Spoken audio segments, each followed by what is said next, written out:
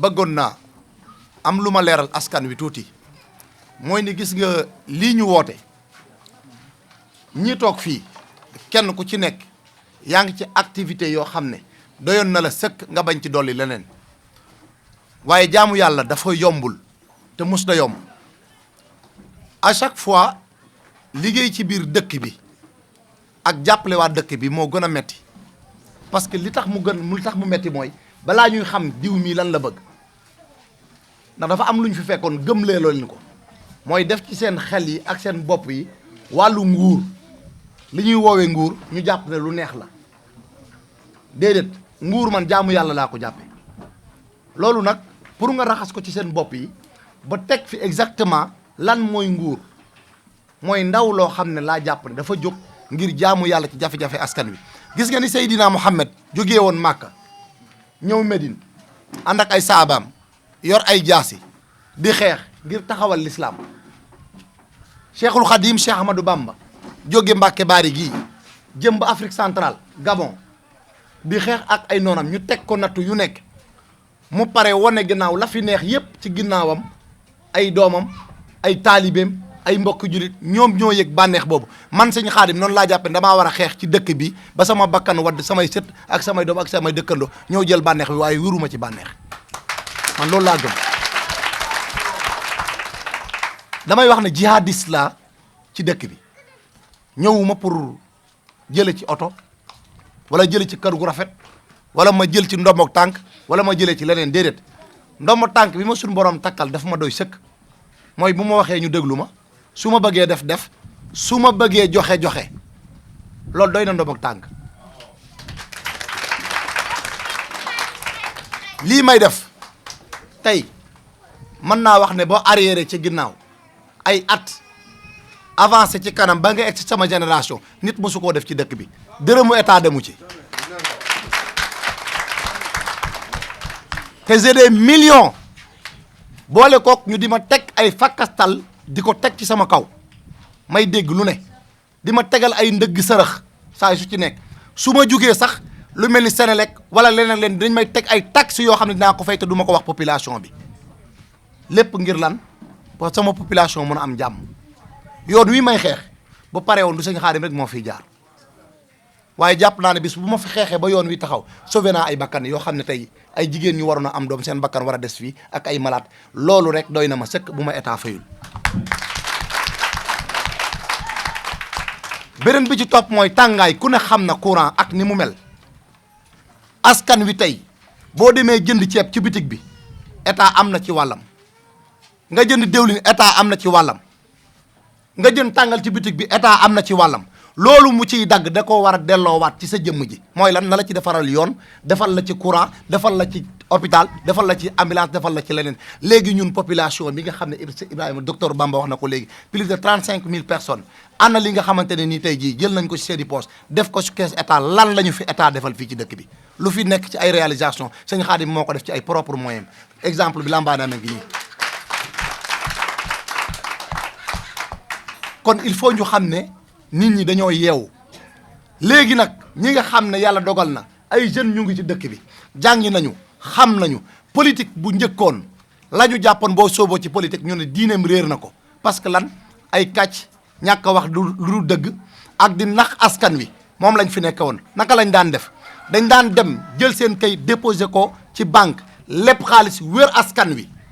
dugg ci kër yi bu élection jubee ñu dajale jigéen ñi lekkatoo lekkat ñu dugal ca 50 000 lekkatoo lekkat ñu dugal ca 100 000 francs ñii ñu jox leen saako ceeb ñeneen ci des ñu dugg ci kër yi di leen jël ñu leen di votel ñii ñu leen di jox ay 10 000 francs pour ñu leen di votel nga votel leen asamaan set ñu jël yow moomu 10 000 yooyu ñu la doon jox ak 50 000 yi yow yaa koy wëlbati ko waat fay leen ko ñu dagg seen salaire dem jël seen bulletin de salaire déposé waat ko ci banque bi lebaat beneen xaalis nekk seen investissement bopp yow nga delluwaat ci souffrance loolu il faut askan wi ñu yeewu mu jóge fii 50 000 ak 10 000 francs yooyu ñu lay jox benn jour la yam day jeex xam nga lan moo dul jeex lii courant bii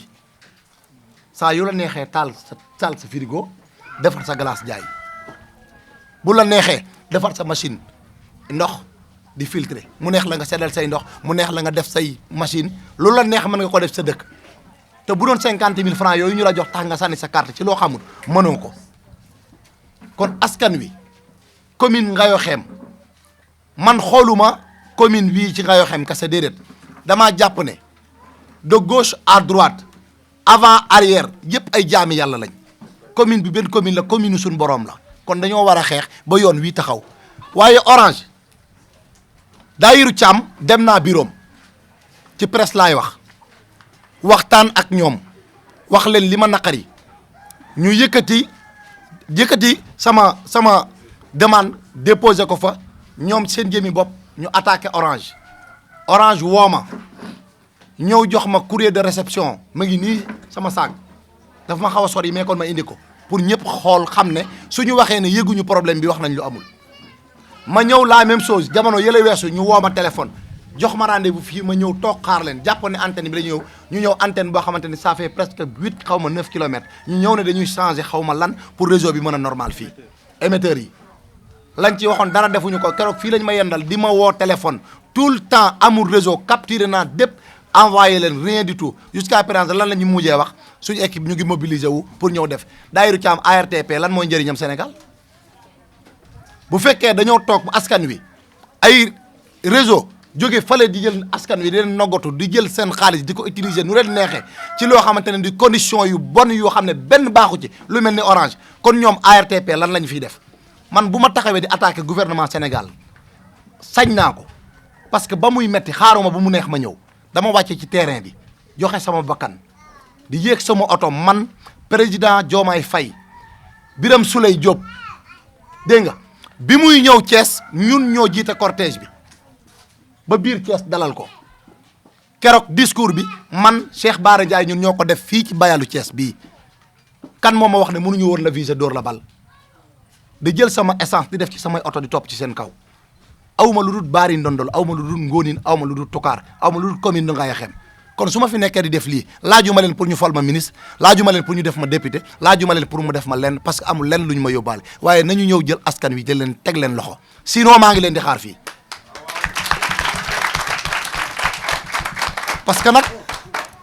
parce que nag du ma ragal wax naa ko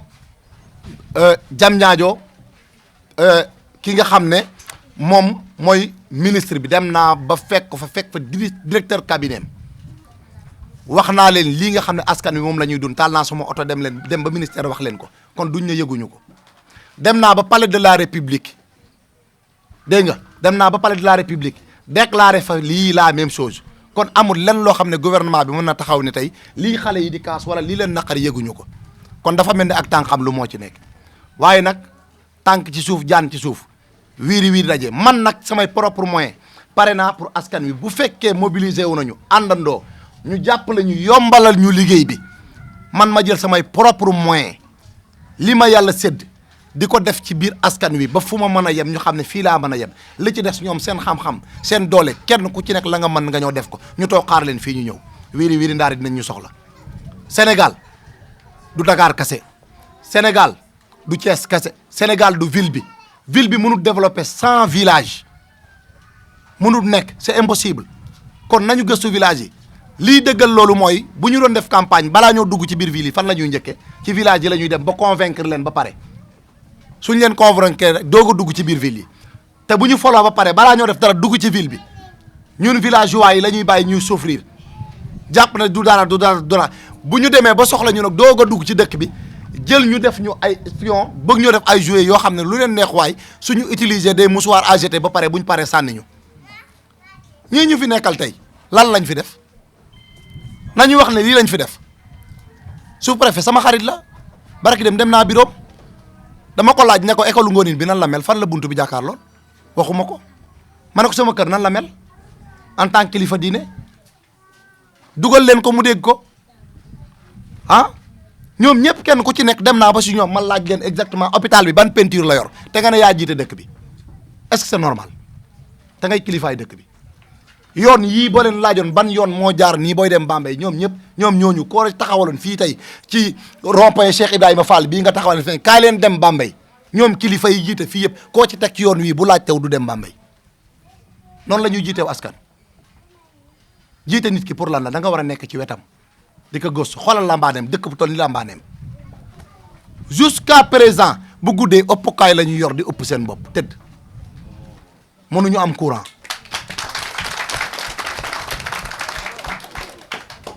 ndox mënuñu ko am pour naan waxuma la sangu waxuma la leneen te ñu nga fay romb tout le temps di dem di ñëw mais ñoom askan wi ñoom ñoo war a yeewu xam ne ñaata at ñu ngi fay ñëw ku ci wax ba pare bu sa affaire baaxee da ngay génnaat dem ñoo war a am seen fulaay bopp taxaw dëggal seen bopp sab dëkk yaa ko war a mën a defaral yaay njëkk a taxaw wane fula ak fayda nguur door la caa fekk lii laa bëgg ñu bàyyee ko xel dugal ko seen bopp yi bu baax li ci des nag incha allahu taala suñu toogee ñun ñii nga xam ne yàlla dogal na xëy na ñun ñoo nekk ci bopp bi ba concerté wu ba waxtaan lu ñu bëgg ci dëkk bi ak li ñu nar ci dëkk bi ak li ñu nar suñu diggante ak autorités yi nga xam ne ñoom la ñu fal teg leen fii pour ñu jàppale te la leen war defuñu ko suñu diggante ak moom maanaam dañ ñu déclarer guerre man je suis d'accord je serai toujours devant lu ma ci fekk baax na parce que askan wi jaral na ma ko mais incha allah bu leen ñu jiital mukk ba pare di ñu wor bu ñu taxaw suñu alignement bi ni ñu taxawee nii pour xeexle leen ngeen mën a am jàmm di jóge fii di taal lamp yi leer nañ mel ni Dakar Dakar du Sénégal kese wax naa leen ko am leen fulla ak fayda kenn ku ne fi nga dëkk moom nga moom am leen fulla ak fayda seen fukki dërëm yeeg seen juróom yi dajale di ko def ci keesu état bii ngeen di jënd ceeb ñaata ngeen di tollu Dakar di ko wéef ci dëkk bi saa yu ngeen wéefee état dagg bu ngeen jëndee ceeb état dagg ngeen jënd diwlin état dagg suñu paree seen recette yooyu ñu dajale ko dem defaree ko Dakar yéen ngeen continuer dans la souffrance pourquoi da ngeen di yeewu taxaw dëggal seen bopp jàmmaarloo ak ñoom te xaar leen fii ñu ñëw loolu laa bëggoon ne woon dinaa ko wax sëñ Mor pour ñëpp dégg ko ñun fii lañ am mooy suñu Paris mooy suñu Dakar mooy suñu Thiès mooy suñu lépp jeunesse bi nekk ci biti nga xam ne liggéey moo leen yóbbu Dakar nañ ñëw investir ci dëkk bi ñëw tabax ci biir dëkk bi ñëw defar dëkk bi nit fa nga tiitaroo mooy fa ngay juddoo ñëw leen ci dëkk bi ngeen tabax ci dëkk bi dëkk ci dëkk bi ñu àndandoo développé dëkk bi loolu donc laa bëggoon ñun ñëpp ñu déggandoo ko kon sëñ Mor dañ lay bàyyi kàddu gi wasalaamaaleykum wa rahmatullah. Département de Fatick 17 entités la pour ne pas dire que 17 communes la dont la commune de Ngayokhem. La commune de Ngayokhem s'inscrit dans le département de Fatick, dans l'arrondissement de Niakhar et une des 3 communes de l'arrondissement de Niakhar, pour ne pas dire Patar Sine, Diarer ak Ngayokhem. Ginnaaw bañ nuyoo chef coutumier yëpp maanaam kilifaay aada yi nuyu dëkkandoo yi nuyu ñëpp dañuy ñëw ci tënk ak ci gàttal rek ci ñaari discours yi fi jot a jaar dañ ko wax ci kàllaamay nasaraan muy loo xam ne jar nañu leeral ko ndax askan wi yëpp xam lan lañ bëgg a wax ak lan moo ñu boole ndax ay mag buñ daggee seen yitte ba daje yaakaar naa ne ku fa bàyyeekoo dem war nga ne nii moo ñu dajale woon lii lañ bëggoon ba su amee ñu mën ne fa lañ ko waxee woon dañu fee daje tey ngir askan wi et rien que askan wi ndax nous sommes dans un régime démocratique gouvernement du peuple par le peuple et pour le peuple seul le peuple est souverain kon lépp ci peuple bi lay dellusiwaat ci askan wi en quelque sorte askanu commune de Ngayokhem ñu ngi ci fanweeri junni ak juróomi junni nit fa la ñu war a toll ci dernier recensement yi 35 000 habitants ñooñu lu ñu soxla tey war nañoo mën a yëkkati seen kàddu ñëpp dégg leen waaye jàpp naa ne fanweeri junni ak juróomi junni nit ñooñ tey buñ ci doon tànn ki ci voix am gën a sori tey ki ñu ci gën a déglu ak ki gën a dimbali askan wi tey Khadim Ngom mii la amul contestation du benn chef coutumier wala ngay autorité locale wala koo mënti doon défier ne la devant l'État donc patriote dégg la patriote nag au sens premier ndax avant tey gouvernement bii di fi ñëw booy wooye seen bopp patriote ku bëgg sa réew rek di liggéeyal sa réew patriote nga ma ñëw ci biir commune de Ngayokhem 18 villages ñoo ko polarisé mën naa la ci citer Bari Sine fa la Mamadou Bale mii dëkk ak Adama mii Toucar Daaru Jokul Lambanem Datel Ngayokhem Ngangarlam dont le village de Ngonine deuxième village en termes démographiques derrière Toucar fi kii dëkk tey kon gàcce ngàllaama turu Bari Ndondol yegg na foo xam ne tey grâce à Serigne Khadim monde bi yëpp xam nañ ko muy village boo xam ne dafa néew ay infrastructure te bëri population taux de natalité bi boo ko calculé woon tey sur le plan local dépassé na taux de natalité national bi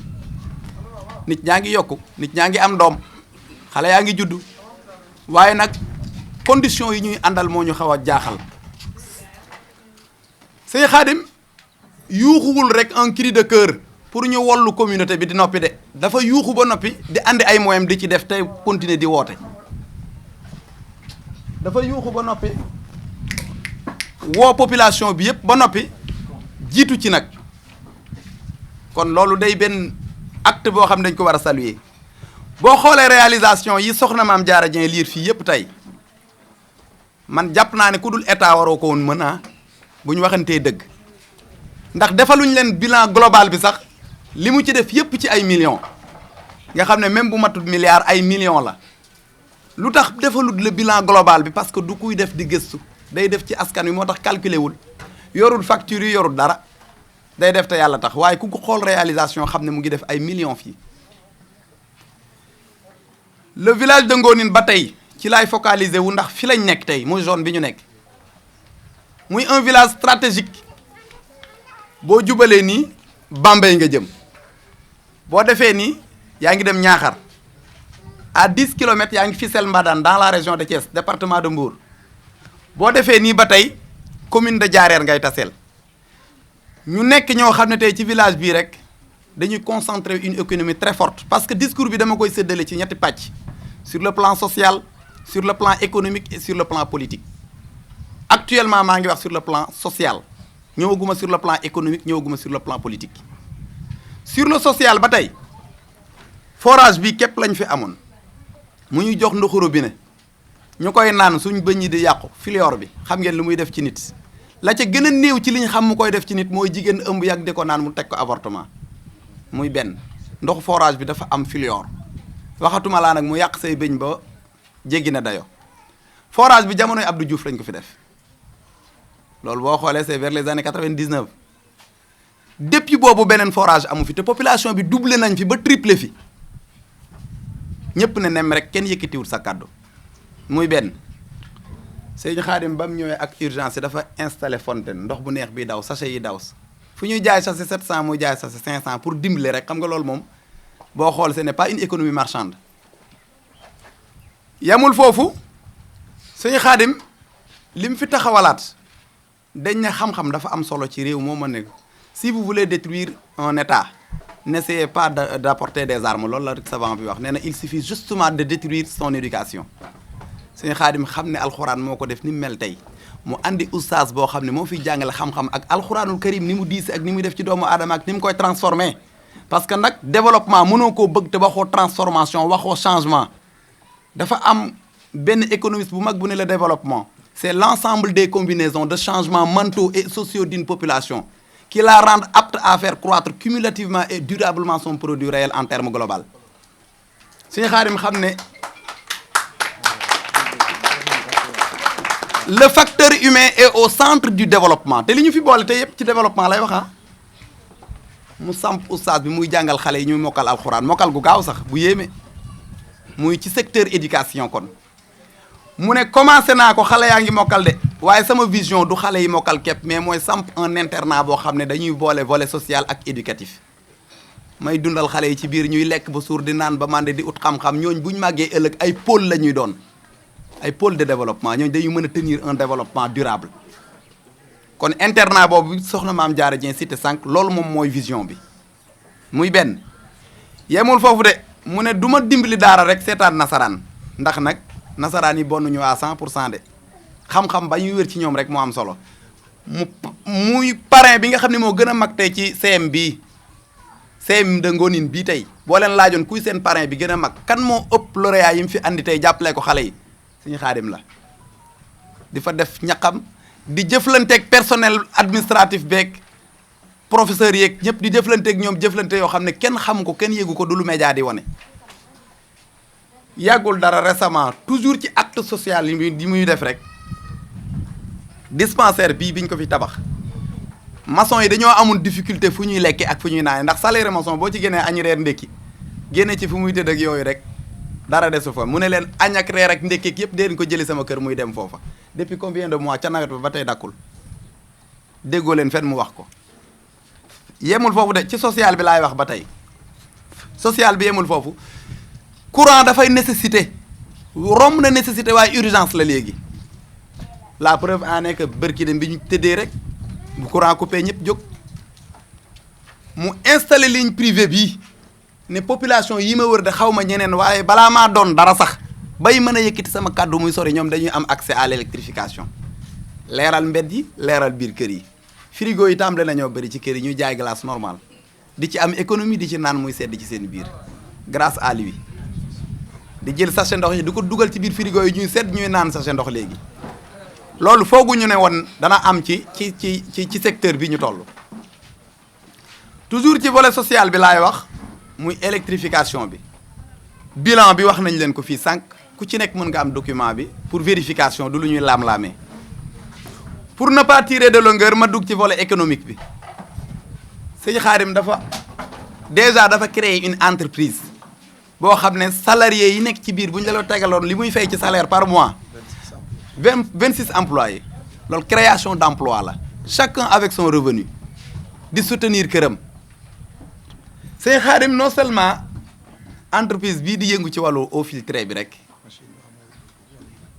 loolu lu ci gën a tuuti la pénibilité de la femme ménagère boo reculé woon 1 an ci ginnaaw rek dañ daan dëbb di soq di bojj di wol xoolal lii mine industriel la day soq day wol jigéen ñi sonnatuñu dematuñu fenn pour wax leen rek ne état daf ko mën a fekk ci lii waaye état mënu fee initier loo xam ne romb na ko day baax tamit ñu leeral ne leen gouvernement bi fi nekk tey ñoom la àndal ñoom la jàppale depuis 2016 ba ñu taxawal li ñu taxawal tey te kenn gisu leen ñu roofoo ni ñu war a roofoo ba tey mais dafa am loo xam ne li ñu daan wax ju yegg dafa ko moom ma continuer waat ba tey ci volet économique bi ci wàllu agriculture laa bëgg a ñëw l'hivernage mu ngi jege si daaw dafa yëkkati loxoom ba sonn ndax am ci béykat yoo xam ne bëgg nañ jiwu amuñu jiwu mu war leen distribuer jiwu moom ñu daw ak ko yaakaar ko ci moom te mu amu ko te pourtant gouvernement bi mu ngi doon jox ay nit jiwu suñu Xaadim féete fii ci dëkk boo xam ne zone agricole la pôle la de développement territorial la mu waroon fi mën a taxaw ñu stocké ko ay 10 000 tonnes d'arachide et de mil ak ay variétés yoo xam ne wóor na la c'était culture vivrière mu war cee dimbali population bi ndax xam nga ne du ko jël bàyyi leen kiy am di defal doomu aadama yépp buñ ko joxee pour mu séddale xam nga day gën a neex gouvernement bi waroon na ko jox 10 000 tonnes mu distribuer ko population bi mu ànd ak contrôle ndax kii territoire bi mënu koo perdre en contrôle jàmbaar la lool muy volet économique su boobaa il suffit juste mu am benn hangar de stockage boo xam ne benn semence du yàqu mu gérer semence année prochaine beeg naa nga mag sam benn démarre rek li des moom dañ ko mën a gérer ma ñëw nag ci côté route Bambey Bari Ndondol pour ne pas dire Ngonin nga xam ne moom la ñuy kaas ni ci pancart yëkkati leen pancart yi bu baax ñu xool yéen ñëpp boole leen ni nous réclamons Bari Bambey teli bi Bari Bambey teli Bari Bambey na ñëw waaw tali bi Bari Bambey na ñëw. waaw tali bi Bambey Bari na ñëw. na jóg na am écho bu baax. Bari na ñëw. Bari na ñëw. teli Bari Bambey teli Bari Bambey teli Bari Bambey teli Bari Bambey teli Bari Bambey teli Bari Bambey. xam ngeen lu waral loolu ñu koy réclamer ñun mérité wuñu un enclavement. li ko waral mooy nous réclamons en résumé le désenclavement de la commune de Ngayokhem rawatina dëkk bii di Bari Ndondol Ngonin boo calculer woon rek aller retour yi ñuy def suñu diggante ak Bambey ak oto yi fii nga xam ne mooy terminus tey Bari Bambey fii mooy terminus bi tey ci rond point bii nga xam ne récemment la ko tabax pour mandargaale ko diggante Bari Bambey kon ñor na ko lool bu leen neexee jël leen ko mooy symbole bi nga xam ne mooy mandargaal urgence su la route Bari Bambey te nécessité la bokk na ci li ci gën a tuuti nag ñu koy réclamer mooy jigéen ñi war a am doom ñu di leen évacuer Bambey parce que benn hôpital lañ fi am muy Bambey Fissel amu ko Ñaaxar amu ko Jaareer amu ko Patarsin amu ko feneen amu ko Bambey képp lañ am fu ñu gën a jege te c'est 18 voire 20 kilomètres jëm kaw kon loolu urgence la balaa nawet bee ñëw te jàpp naa ne jàmbaar ji jar na ko muy désenclavement bi kon beneen aspect moo des mooy désenclaver village yi ci à l'intérieur de la commune de Ngayokhème parce que 18 villages interconnectivité bi waroon na mën a gën a am doole su ma jógee foofu nag ci aspect boobu damay dugg ci réseau bi wifi bi egsiwu fi connexion bi normalul la ci gën a doy waar mooy déjà amuñu antenne orange li gën a doy waar plus de 30 000 habitants amuñu antenne d'orange boo bëggee woote di nga yéeg ci kaw montagne yi di nga yéeg ci kaw pujji néeg yi sax di nga yéeg fu ne pour am réseau est-ce que kilifa loolu war na ko loolu moo waral mu koy réclamer te nekkut pour moom dong de parce que moom au moins am na moyens yi ko mën a may muy am réseau waaye yeneen population yi ko amul te mu war di jëflanteeg ñoom di jokkoog ñoom di jëflanteeg ñëpp am réew buñ ko bokkee ñen ñi am accès ci leen li ñeneen ñi amuñ ko day doy waar te ñun ñëpp ay patriotes lañ kon muy wàllu antenne bi wax nañ wàllu antenne bi wax nañ wàllu désenclavement bi mooy route Bari Bambey bi wax nañ ci yeneen aspect yi nga xam ne mooy aspect éducation bi santé nag dafa sooxe fii ba tey déjà buñ la bindalee ordonnance mënoo koo amee fu dul Bambey xanaa loolu lu gën a tee doy waar la ordonnance buñ ko bindee rek Bambey tout droit da ngay fay moto Jakarta 4000 wala 5000 lu ëpp parfois njëgu ordonnance bi ngay fay transport pour ñu andi la ordonnance bi te da nga koy photo yónnee ko ñu xool ko bind ko jox ko moto bi andi la ko bu ordonnance bi day jar 3000 nga fay moto bi 4000 foofu fan la fa économie am metti na ci ñun lool metti na ba jéggi dayoo te ñun ñi ko mën nag ñooy def loolu parfois ñi ko mënul nu ñuy def bàyyi seen doom mu tëdd ñu tiim ko parfois ñu dagg xobi bi sab xobi buy takk ci bopp bi nangam ak sangam boo yàggee lu mu ënti xew dañ naan manque de moyens la en tout cas am na ñoo xam ne bu ñu feebaree dañuy déplacé rek dugal seen doom ci hôpital yi gën a am doole te ñun ñëpp ci réew mi lañ bokk muy wàllu santé kon santé sooxe na fi non seulement dispensaire bi ñu tabax pareegul case de santé la ñu amoon mais toujours lu ñuy wax na ngeen ko mesurer nag par rapport ak population bi niñ toll 35000 habitants du caaxaan nous avons 3 adjoints au maire kon li fi xew umpul état bi Ngangarlam bii tout près rek dañuy toog ay weer duñ am ndox waxuma la ndox buñ naan de ndox buñ sangoo képp loolu yëpp ay urgence na ngeen xam ne la commune de Ngayokhème les derniers recensements na ngeen ko vérifier enregistre un taux de pauvreté qui avoisine les 79%. maanaam téeméeri nit ñoo jël ci commune de Ngayokhème juróom-ñaar fukk ak juróom-ñeent yëpp dañoo pauvre te pauvreté boo ko doon définir tey dafay nekk manque de besoin boo xam ne besoin bu mënul ñàkk la pauvreté indice de développement humain andi na ko ci aspect yu bari dépendre kese ci koom dépendre ci leneen ak leneen boo xoolee lépp nag mu ngi daanu ci côté développement local bi ma daanele foofu muy aspect politique bi le développement local pour ne pas dire l'approche territoriale du développement bi nga xam ne tey jii son excellence monsieur le premier ministre ak Balla Moussa Fofana ñoom ñoo ko bind di wax ci les territoires du développement muy loo xam ne liir nañ ko xam nañ li ci nekk toog di ko xaar di ko yàkkamti nag mu bañ a awee boor développement local dafa am ay aspects dafa am njëriñ waaye dafa am ay piliers ñan ñoo ko war a yem y a ce qu'on appelle transfert des compétences état moo koy def ne bés ni ki tey lu mel ni agriculture lu mel ni éducation lu mel ni assainissement lu mel ni tel jagleel naa ko seen collectivité locale ñu dem élection fol en maire élu mu toog ci dëkk bi war di saytu jafe-jafe dëkk bi waaye maire boobu bu ñu demee ba sentir ne dëgg-dëgg amuñu maire y a un problème parce que bu ñu amee un village parmi les 18 villages bariwul demal dans la commune de Touba Toul ñaata village ñoo fa nekk demal Ngoy ñaata village ñoo fa nekk ñun 18 villages képp lañu am maanaam élus locaux yi fi nekk mënuñoo contrôler sax problème yi am ci biir 18 villages yi tey jii monsieur le maire bi nekk ci village ci commune de Ngayokhème j'espère que problème yi ñuy jooytu yëpp moo ñu ko gën a xam la tax mun andi apporté wu ci ay solutions yu toll nii ci Sëñ Xaadim apporté buñ demee ba ca kanam dana feeñ ndax ndajem tey mi j'espère que dépassé na aspect politique aspect développement la ñuy jooy. boo xoolee tey ni nga xam ne noonu la ñuy doxale ci wàllu budget municipal bi c'est déplorable du ñun képp ñoo koy jooytu mais demal nga consulter leader yi nga xam ne tey ñoo nekk ci commune de Ngayokhem bi yëpp répartition budgétaire bi dafa doy waar dafa jéggi dayoo kenn xamul lan la affectation budgétaire yi nag boo ko doon xool da ngay xam ne copie-coller la ñun ñi xam wàllu budget def wàllu finance xam ci lu bari xam wàllu développement du ñu jaaxal mais wiiri wiiri jaari ndaari ba ci toppaat mooy buñ demee ba 40% ci conseil municipal bi nekk ay ñoo xam ne maanaam analphabète lañ mënuñoo bind mënuñoo liir te loolu am na bu ñu la ko waxee doo ko gëm ki la war a jiite su mënta bind mënta liir fu mu ñu jëm ki la war a jiite mënta bind mënta liir ñi ci am certificat booy xool dugg na ay 30%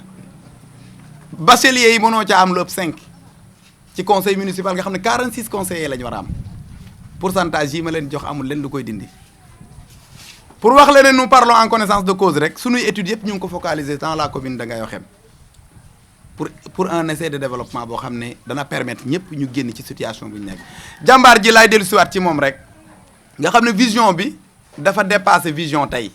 mais mu nga ca vision 2050 bi comme ni ko ñëpp di waxee lii nag ce n'est qu'un résumé rek. ndax am na fu ñu ciy toll mën nañoo détailler lu ëpp lii waaye dañuy tënk pour gàttal pour won leen ne tey problème bi tax ñu daje tey du lu daw du lu tuuti lii urgence la mu war a bokk ci agenda état bi nga xam ne tey jii ci weer bii ñu nekk war nañ ko au plus tard weer bii ñu nekk ñu démarrer travaux yi nga xam ne moom la ñuy kaas tey ndax urgence la te nag ba xeex jotee dafa xeex de woo population bi woo mbooloo mi woo ñi mu war a àndal yëpp jàppante maanaam risque dundam. diggante Thiès diggante Dakar diggante Bari Ndondol chaque jour muy def ay va et vient di woote di dajale nit ñi di leen woo ci développement di leen woo ci jubal jubanti ba man mii di wax ak yéen sax moo ma ci woo kon jàmbaar la tàyyiwul day koo xam ne état daf ko war a gëstu du ne mukk état ñëw leen dimbali ma nag wala nangam parce que kii du kuy sàkku ndimbal waaye nous lançons un appel au gouvernement du Sénégal à venir communiquer avec Serigne Khadim, à venir faire avec Serigne Khadim, à consulter Serigne Khadim nañ ko recevoir wax ak moom kaddu yu leer nañ parce que kii yematul ci porteur de voix de mais ambassadeur u dëkk bi yëpp la bu ngeen xoolante xamoo leen député bi nga xam ne mooy représenté population Fatick xamoo leen ko ni ko population Fatick bi xamee tey député boobu xamee wuñ ko ni kon kii rôlam rom na poste député moom mu ngi député fi mu war a nekk député saa yu population bi gëstoo ñu ngi koy gis bu dëj amee ñu ngi koy gis yàlla na yéex bu ngénte amee ñu ngi koy gis bu ceet amee ñu ngi koy gis même boo amul moyen yoo jënde ndox bi nga xam ne moom la nit ñi war di naan buñ demee ca xew ba sax moom danaan génnal leen ko sans paquet ngeen yóbbu ko wàññiwu ko dara jàmbaari développement dëgg ngi un acteur de développement moo nekk nii kon képp koo xam ne développement moo la ñor képp koo xam ne jubal jubanti moo la ñor képp koo xam ne lii mébétu Ousmane Sonko lii mébétu son excellence monsieur le président Diomaye mooy sa mébét na nga ñëw bokk ak Serigne Khadim acte de développement yi muy posé te xam ne ay moyens mayuñ ko ko waaye joomam may na ko mu ngi def képp tulaay kattanam gàcce ngalaama jaanam wàcc na boo ko wàccee nag du nangoo wàcc ndax li ko population bi jaral xam na ko li ko population fi mu bëgg a yóbbu population bi xam na ko même ñun buñ ko xamagut moom xam na ko mu nga ca yoon ba nag ndax nag cin bu naree neex su baxee dafay xeeñ leeral na dëkk bi mu ne nañ leeral na xel yi leeral na xol yi foofu laay daane la sama sëñ Khadim gàcce ngalaama mais bët yi nag bari na mais mu ngi ñu ci jàppale ci këmtulaay kattanam ci wàllu courant beeg santé beeg ba ci pylône bi ñu nga xam ne moom la ñuy jooy ak route Bambey Toucar kii Bambey Bari Ndondol bokk na ci li ñuy jooy mais nag damay interpréter kii état mooy président bi fi nekk ak ministre am mu jàppale suñu jàmbaar bi nga xamante ne bu ko neexoon mu toog ba ñu liggéeyati wala du sax du dimbale kenn dafa bàyyi loolu yëpp di dimbale doomu aadama yi ñun ñi Toucar 2000 lañ ciy gis courant ba yaakaar naa 2025 fii la ñu indi courant moom mi te depuis 2000 ay ministre jaar fa def courant bi nu mu leen neexee 2000 ba tey gisuñ courant ay panneau solaire lañ yor te batterie bi mu ngi jar 250 000 boo bëggee solaire bu baax te ñun attanuñ loolu ak ñeneen ak ñeneen jàmbaar bii nag di ñu jàppale ñu bëgg nag président de la République muy Bassirou Diomaye Faye ak Sonko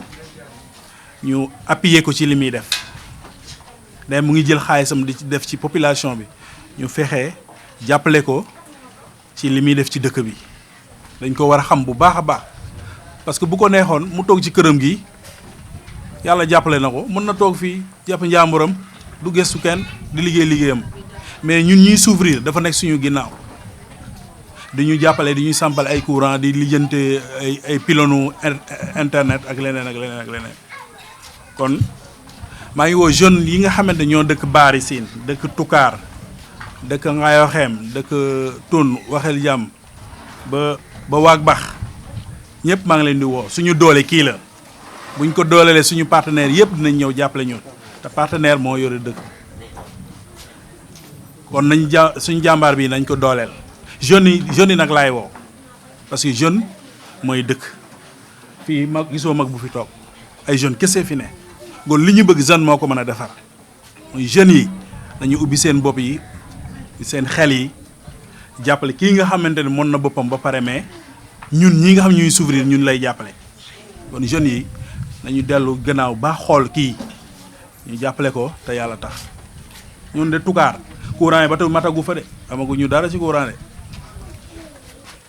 amaguñ dara man mii rek la sampale courant te am na yeneen ñu mu diggaat courant ak yeneen te loolu état moo ko waroon def gon bu taxawee di ko def état dafay war a dugal loxomam état dafa war a dugal loxom ci loolu parce que du état di génne ay millions di ko def ci courant te état war ñu jox ñu leen di votel loolu dañ ko war a bañ sax nañ ko consulter gis ko alalam bi muy def ci jàmbur yi xëj na ci ay mbokkam te dafa bàyyi ay mbokkam di ko def ay jàmbur loolu nag état laa ko délégué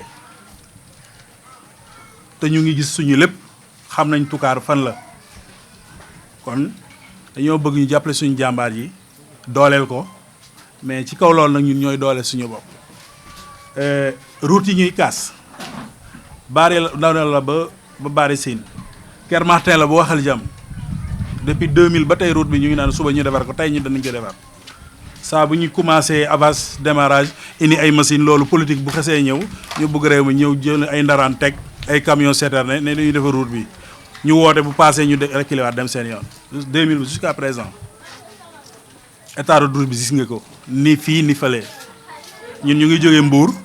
ñëw Kër Martin Waxal Jàmm kii Kër Martin Mbetit ñëw Tukaar ñii ñu ngi jógee Bambey ñëw Baari Siin fii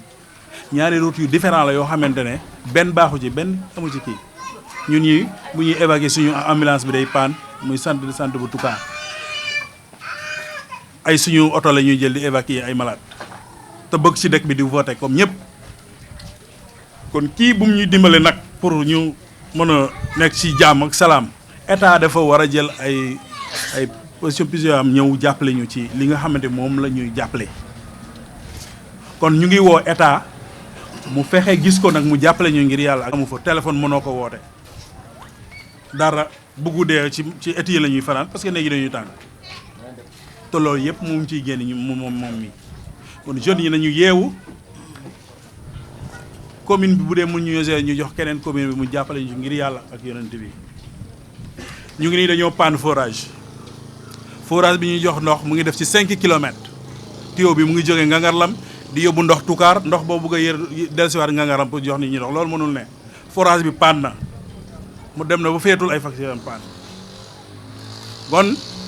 te moom mi mu ngi ciy jàppale mu ngi ciy doxal ay dox bu ñaxtu Ngangarlam amatuñu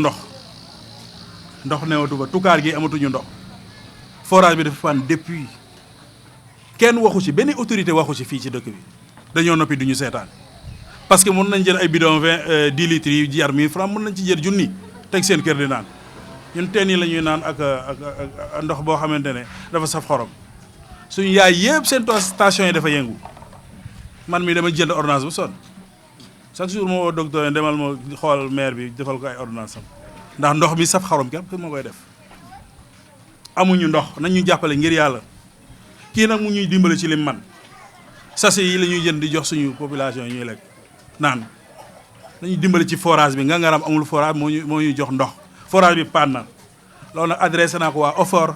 ak état bi ak jàmbaar bi nga xam ne moo ñuy jàppale man nag sama wax du ci gudd jeunes yi laay wax dag leen seen yite yëpp jox ko kii mun a defar dëkk bi fi mu ne nii fi ñu jëm kii la ñuy jox dëkk bi mu jàppale ñu sëriñ la nag sëriñ la de mais dañ koy jox dëkk bi nag parce que ay partenaires am mën nañ ñoo jàppale waaw xanaa mu teg boobu sëriñ bi fa la xaw ñu jàppale rek mu ci kanam ah loolu la mu bëgg nañ ko incha allahu rabi ah. boo gisee jëluma woon décision jël parole dama xam ne moom bu waxee rek dina tënk lépp parce que ku juddoo ci dëkk màggee fa ba pare wër aduna ñëwaat toog daanaka jafe-jafe dëkk boobu noonu amul lu la ciy ump wante nag bu ma joxee honneur ne ma waxal au nom de la population te ma nekk man aussi habitant Bari juddoo fi màggee fi jàngee fi donc dafay nekk obligation ci man ma sànni ci ay kàddu li ma bëggoon wax dama koy sama intervention dama ko bëggoon accès ci ñaari mbir bi ci njëkk mooy wàllu yoon wax na ci route Bambey Bari muy une route de production parce que boo xoolee zone bii nii c'est une zone rurale yoon boobu dafa polariser ay villages yu bëree bëri ba pare am ñaari activités yoo xam ne moom la ñuy def ci zone yooyu muy agriculture ak élevage te ku wax loolu wax désenclavement des zones de production te désenclavement des zones de production li tax mu am solo mooy suqali économie locale te économie locale bu fekkee développé wu na donc dafay am une absorption de la main d'œuvre locale surtout ci côté jeunes yi maanaam jeunes yi dañuy mën a am xëy toog fi ñu dëkk liggéey fa te nag bu caaxaan weesoo am réew mënta développé bu fekkee ne jeunes yi mënuñu toog fa ñu dëkk la ñuy soxla pour dund pour yore seen njaboot ñu koy am ca fa ñu dëkk loolu moo tax il faut ñun ñëpp ñu mànkoo jàppale sëñ Xaadim ci xeex bi nga xam ne moom moo ko initié parce que problème mu yoon bi yàgg na fi mais yaakaar naa taxawaay bii nii bu ñu waxalee yàlla rek kenn mësu ko fee am mooy koo xam ne daf ko xeexu boppam ba pare ne ñëw leen jàppale ma kon ñun nañ ko dooleel ci xeex boobu noonu bu ko defee wàllu yoon bu ñu defaraatee yoonu Bambey Bari parce que dañuy wax Bambey Bari mais boo waxee Bambey Bari bu ñëwee ba Bari day am axe buy dem day am bifurcation dem Toucar beneen bi mën na dem fii seen Mbadaan parce que Bari dafa nekk une zone boo xamante ne dafa nekk carrefour daf lay joxe ci ñetti région muy région de Thiès région de Diourbel ak région de Fatick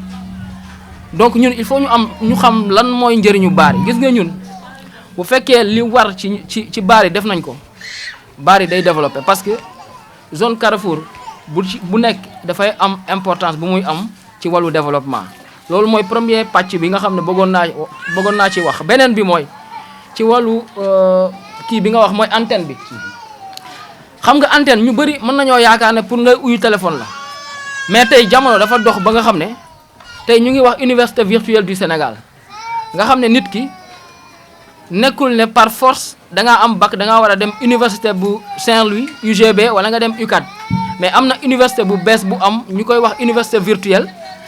maanaam nit ki war na mën a toog fa mu dëkk di fa jànge mais est-ce que nit mën na dëkk Bari toog Bari di am connexion fii nii dama leen di poser question boobu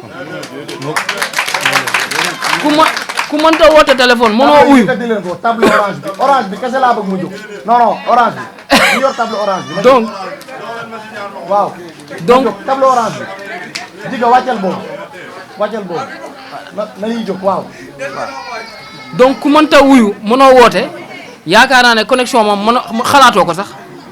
ñun ñi nga xam ne yàlla dafa def ñuy yëngu ci wàllu développement yore ay cabinet de consultance di liggéey bu ñu xasee ba ñëw ci dëkk bi maanaam suñu liggéey day daal di taxaw même un mail mënoo ko jot ba répondre ci te loolu gàllankoor lay nekk ci ñun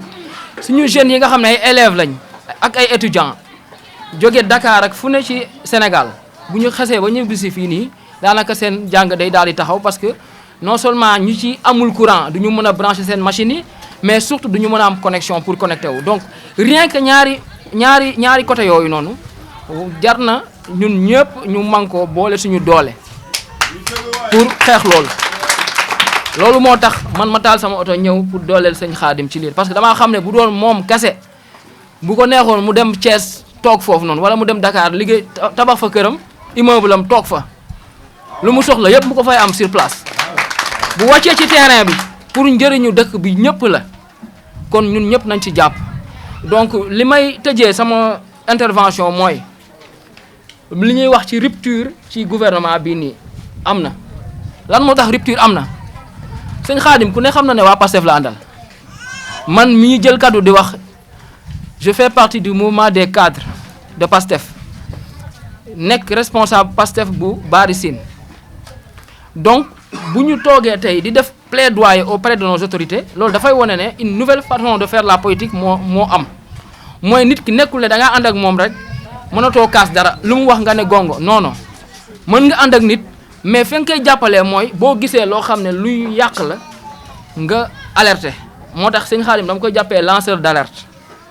xam nga ñu ngi wax politique des lanceurs d'alerte mais lii mooy lanceur d'alerte mooy boo gisee dëkk boo xam ne dafa am lu bari lu fa sooxe nga jël sa moyen mettre ko sur place pour xeexal ñooñu donc loolu laa bëggoon wax donc di ko jaajëfal ci yëkk bi mu am pour jox ma parole merci. man nag dama ñëw en témoignage au terme de Ibrahima Khalil parce que ñun dañu dëkk ci commune bu nga xamante ne maanaam bokk na ci commune yi gën a sooxe muy commune de Ngayokhem samay mbokk samay xarit samay am du jam yi nii teew fii nii xame nañ ma ci wetu politiciens yi gën a mag ci commune bi mais sama teewaay fii mooy ko ne dama ko gis ci voie de développement moom Sëñ Xaadim voie de développement bi mooy mu ngi wàññi taux de chômage bii ci biir commune bi fii Ngayokhem parce que am naa ci li may wax nii dama ko dund dama ko vécu ay rak yu nga xamante ne bëri nañ yàgg nañ ci dëkk bi di dox di wër fu ñu jàpp tey bu ñu amee fu ñu jàpp grâce à Sëñ Xaadim encore ma teewal fii ñetti village yi ma teewal fii mooy village de Lambanem village de Mboyeen ak village de Diokoul village de Lambanem problème yi bëri na seen premier problème mooy électrification amuñu courant moment yi ñuy wax nii dund bu métti la ñuy dund ndax courant suñuy téléphone dañuy def ay semaine wala ay fan duñu takk preuve bi mu ngi nii sama téléphone mu ngi nii sama loxo takkul am naa téléphone boo xam ne dama ko gaare doxatul loolu manque d'électrification moo ñu ko teg deuxièmement mooy am nañu forage mais amuñu ndox loolu problème bu rëy la ñun waa Lambanem am nañu forage mais amuñu ndox forage bi dafa panne depuis 10 ans ay politiciens di ñëw suñu dëkk di ñu ko naxee bu ngeen ñu wootelee bu ñu gagné seen forage bi dinañ ko defar mais élection bu jalee ñu def ñu la sourde oreille bu ñu yuuxoo dootuñ ñu dégg ñun waa Lambanem loolu moo waral sama teewaay fii tey ci gàttal parce que temps bi guddul waa presse bi yàkkamti nañ te war nañ ñibbi fu sori te enclavement bi yoon yi baaxuñu kon il faut ñu teel leen libérer ñu teel a ñibbi parce que lëndëm bi métti na waaye nag Diokoul bi may ñëw dañu ne ma Babacar boo demee na nga ñu dimbali nga yóbbu fa suñu turu dëkk parce que mosuñu ko dégg fenn ñoom waa Diokoul amuñu courant jeunesse bi sonn nañ ci biti la ñuy fanaan ñun ñoo yem kër goo dugg 1h du matin boo nee salaamaaleykum nit wuyoo la ci ëtt bi loolu métti na dafa métti te dafa daj la majorité commune bi dañ koy dund kon nag bu ko defee yéen autorités yi Sénégal ngeen xam ne ñun waa Ngayokhem dañoo ñàkk ku ñu jàppale am nañ ay maire amoon nañ fi ay ministre waaye dëkk bi changé wut dara bougé wut Très bien. dara bougé wut li fi bougé mooy li fi Serigne Khadim mi di yëngal waaw li fi yëngu moom moo koy yëngal kon nag yéen jeunesse bi jàppale leen ko engagement nag day fermé wu sinon day am beneen buntu kon wasalaam loolu moo ma fi indi woon. Bonsoir à tout le monde. Je m'appelle Modou Balé Ndiaye, un natif de Barissine, qui vient aujourd'hui pour vous présenter un discours pour la commune de Ngayokhem. Je suis acteur de développement au niveau de Ngayokhem. Donc avant d'entrer dans le vif, je salue à chacun et à chacune de son nom. Permettez-moi aussi de féliciter toutes les belles initiatives qui ont été prises. Quant à moi, Dieu merci. Mesdames, Messieurs, les représentants de la presse, chers compatriotes, chers partenaires du développement, après la marche pacifique qui nous a rassemblés aujourd'hui, nous venons porter d'une seule voix les urgences qui assombrissent le quotidien de nos familles et entravent les aspirations légitimes de nos territoires. Notre marche, loin d'être partisan ou polémique, s'inscrit dans une dynamique citoyenne et constructive.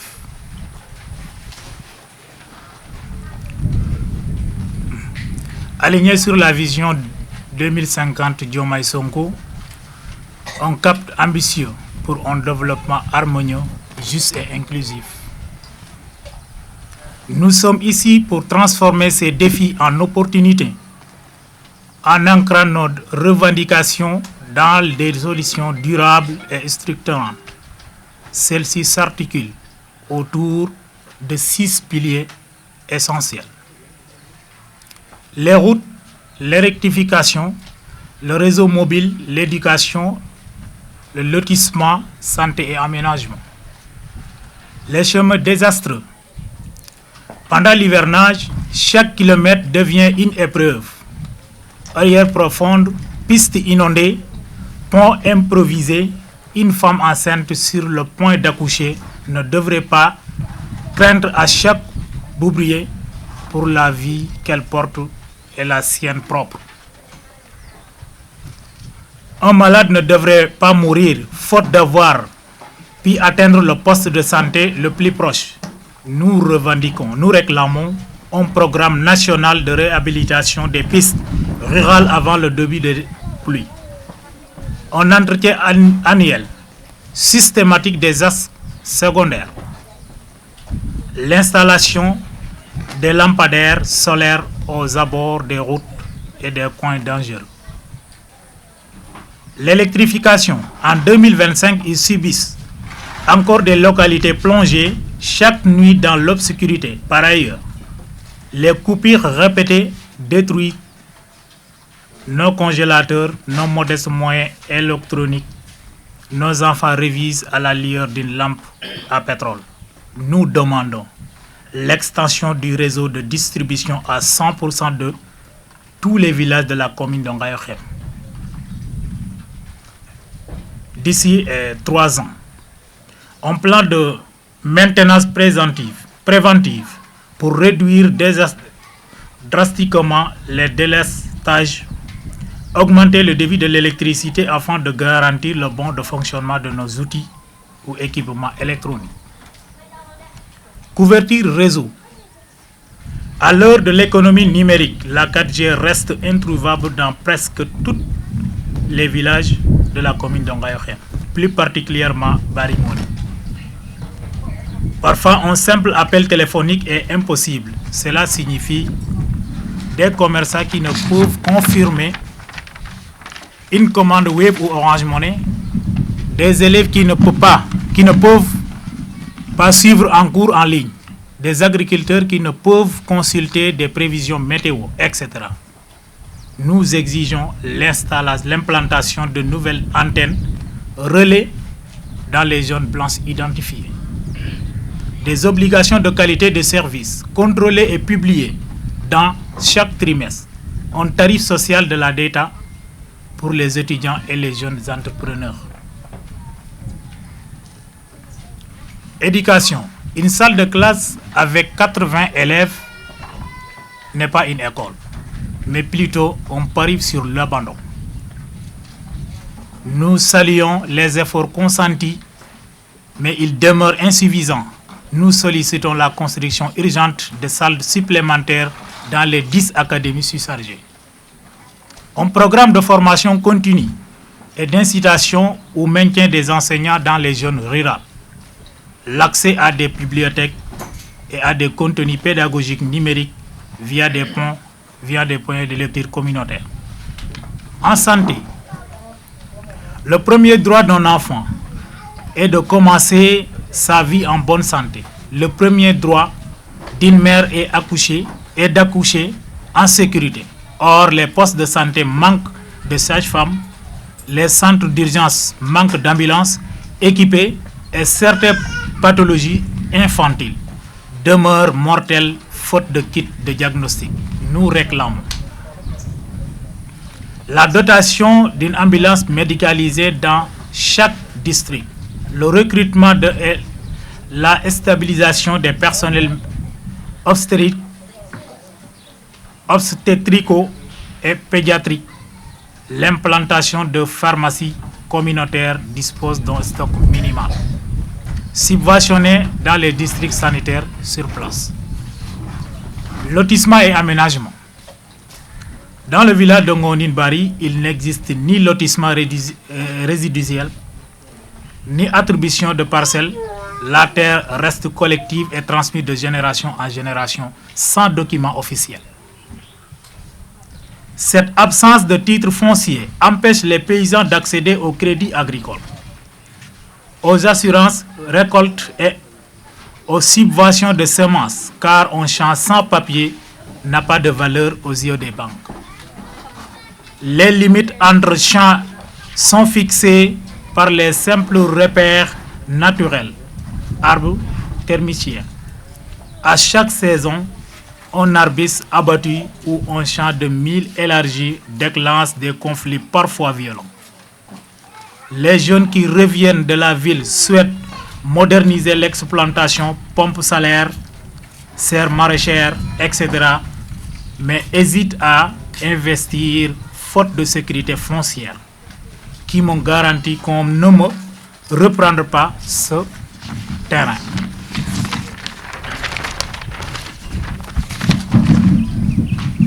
Nous exigeons le déploiement d'équipes mobiles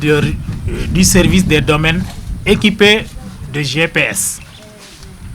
mesurage parcelle par parcelle, en présence de propriétaires traditionnels et du chef de village. Délivrance d'un certificat d'occupation coutumière, transitaire, convertible en titre foncier agricole dans un délai de 24 mois. Taxe divisée par 2 pour les exploitations de moins de 5 hectares. Formation de 5 jeunes du village comme agents paratopographes qui suivent les achats de domaines, localisent chaque champ et enregistrent les limites sur tablette. En conclusion, c'est tout ce qu'on voulait dire. Nous sommes venus sans arrogance, mais avec détermination, convaincus que le développement n'est pas un privilège, mais un droit. Nous tendons la main aux autorités pour constituer dès ce mois de juin un comité mixte État, collectivité, société civile chargé de suivre point par point la mise en œuvre de ces engagements avec indicateurs publics et d'échéances claires. Notre marche n'est pas un aboutissement, elle est le départ d'un nouveau partenariat. Ensemble, transformons la plainte en projet, la colère en énergie constructive, l'attente en action concrète. Car il n'y a pas de propriété durable si une partie de nos concitoyens reste dans l'ombre. Je vous remercie. Mesdames et messieurs, les journalistes, chers représentants des autorités administratives et locales, honorables invités, chers frères et sœurs, je me tiens devant vous pour saluer avec gratitude et fierté les actions de Serigne Khadim Ngom, fils de notre territoire, dont l'engagement quotidien rapproche Ngayohem du bien-être, de la dignité auquel nous aspirons tous. Avant de détailler ces futurs engagements, arrêtons-nous un instant sur ce qui a déjà été accompli. C'est la meilleure preuve de la volonté et l'efficacité peuvent aller de pair. Voyons donc, sans plus tarder, les réalisations qui parlent d'elles-mêmes. Des réalisations déjà tangibles. 2380 mètres en ligne électrique posés et 94 poteaux érigés. Aujourd'hui, la nuit s'éclaire et les ateliers redémarrent grâce à l'énergie continue. Mise en service d'une usine de filtrage d'eau. Chaque foyer peut maintenant puiser une eau saine, libérant nos mers des corvées lointaines et protège nos enfants des maladies hydriques. Mise à disposition gratuite des chaises, bâches de sonorisation pour mariage, baptêmes et funérailles. Nos cérémonies se vivent désormais dans la dignité, sans frais insupportables. Repas quotidiens assurés pour tous les ouvriers lors de la construction de l'hôpital de Ngoni. Parce qu'un chantier de santé mérite une chaîne de solidarité. Achat de nombreuses ordonnances et transport des malades vers les centres spécialisés. Des vies ont été sauvées grâce à cette main tendue. Des réguliers de denrées alimentaires aux familles vulnérables, surtout en période de sourdure ou en mois de Ramadan. Partenariat actif avec les écoles locales. Soutien aux fournitures. Session de mentorat. Parrainage des meilleurs élèves. Dons de matériel informatique. Démarche très avancée pour l'installation d'antennes relais, un espace dédié au bien-être de la cohésion sociale. Ces avancées, aussi concrètes soient-elles, ne sont qu'une prélude. Déjà, Serigne Khadim Ngom prépare un projet d'envergure qui viendra amplifier ces résultats et ouvrir de nouvelles perspectives à notre jeunesse. Un projet phare pour l'avenir. Fort de ses acquis, Serigne Khadim Ngom annonce la construction d'un internat moderne destiné à offrir un cadre d'apprentissage où sciences religieuses et disciplines contemporaines et quatoront. Cet internat sera doté d'un laboratoire et d'une bibliothèque numérique et accueillera filles et garçons, afin que chaque élève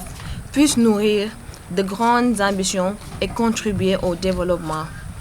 national, plus particulièrement à la commune de Ngayohem. Appel à l'action collective. Ces progrès montrent qu'avec une volonté claire, le changement est possible, mais il appelle aussi à l'implication de tous. Serigne Khadim Ngom invite à l'État, les partenaires techniques, la diaspora et chaque habitant à soutenir ces initiatives, à protéger les infrastructures réalisées et à participer à l'essor de l'internat, afin de faire rayonner durablement le développement dans notre territoire. En rendant grâce à Dieu, nous remercions Serigne Khadim Ngom, dont l'altruisme transforme Ngayohem de l'intérieur. Ces actions résonnent comme une promesse. Là où la lumière atteint une maison, la dignité éclaire tout le village. Ensemble, consolidons ces acquis et mobilisons-nous pour que, fidèles à la vision 2050 d'un Sénégal souverain et solidaire, notre village devienne un modèle de progrès, de solidarité et de la foi vivante. Mobilisons-nous et poursuivons cette dynamique